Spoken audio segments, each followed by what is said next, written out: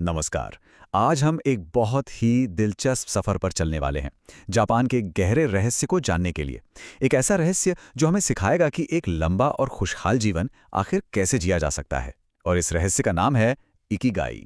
कभी सोचा है कि दुनिया में कुछ लोग इतना लंबा, इतना स्वस्थ और इतना खुशहाल जीवन कैसे जी पाते हैं? आखिर उनकी लंबी उम्र का राज है क्या?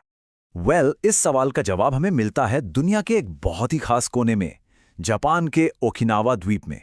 ये एक ऐसी जगह है जहां लोग न सिर्फ दुनिया में सबसे लंबा जीवन जीते हैं, बल्कि अपनी आखिरी सांस तक पूरी तरह से स्वस्थ और एक्टिव भी रहते हैं। और उनके इस कमाल के जीवन का पूरा रहस्य बस एक जापानी शब्द में छिपा हुआ है, इकिगाई। तो आखिर ये इकिगाई है क्या? ये एक जापानी कॉन्सेप्ट है जिसका सीधा सा मतलब है जीने की वजह।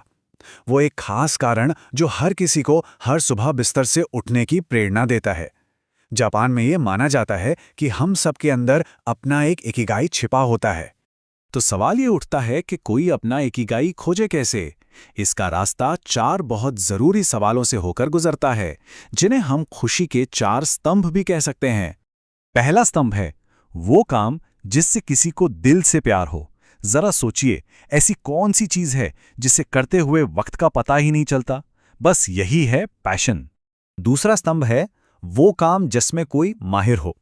हर किसी के पास कोई ना कोई खास हुनर तो होता ही है, एक ऐसी चीज जो वो दूसरों से बेहतर कर सकते हैं।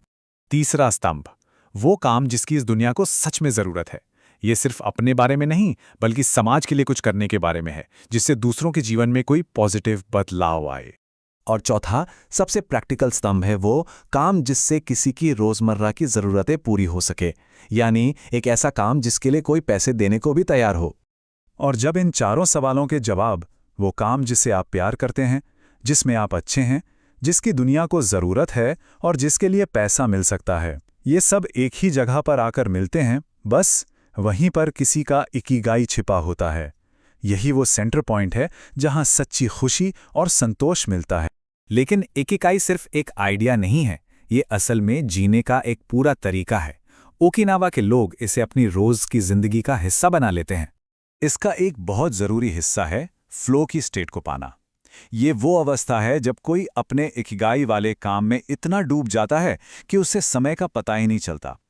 ऐसा करने से न सिर्फ स्ट्रेस कम होता है, बल्कि मन को एक गहरी शांति और खुशी भी मिलती है। खान पान को लेकर भी उनका एक बड़ा सिंपल सा नियम है, हारा हाचीबू। इसका मतलब है कि कभी भी पेट पूरा नहीं भरना चाहिए, बस 80% तक ही खाएं। यह आदत शरीर को हल्का और स्वस्थ रखने में मदद करती है। इसके अलावा उनकी लाइफस्टाइल में कुछ और भी बहुत सरल लेकिन बहुत पावरफुल आदतें शामिल हैं। जैसे वो कभी रिटायर होकर बैठ नहीं जाते, बल्कि जिंदगी भर एक्टिव रहते हैं, अपने दोस्तों और कम्युनिटी से मजबूती से जुड़े रहते हैं, रोज बागबानी या चलने फिरने जैसी हल्की फुल्की कसरत करते हैं, और हाँ, प्रकृति के साथ समय बिताना कभी नहीं भूलते।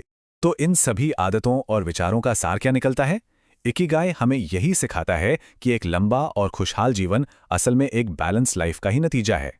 यहाँ सबसे जरूरी बात यह समझनी है कि असली खुशी सिर्फ बड़े बड़े लक्ष्य हासिल करने में नहीं है, बल्कि वो तो रोजमर्रा की छोटी छोटी चीजों में छुपी हुई है। भविष्य की चिंता करने के बजाय जब हम आज के पलों पर ध्यान देते हैं, तभी हमें सच्चा और टिकाऊ संतोष मिलता है। और अंत में ये पूरी बात हमें एक बहुत जरूरी सवाल के साथ छोड़ जाती है, किसी का अपना इकिगाई क्या हो सकता है? वो कौन सी वजह है जो किसी के जीवन को एक मतलब देती है? शायद इस सवाल का जवाब ढूंढना ही एक बेहतर जिंदगी की ओर पहला कदम है। धन्यवाद।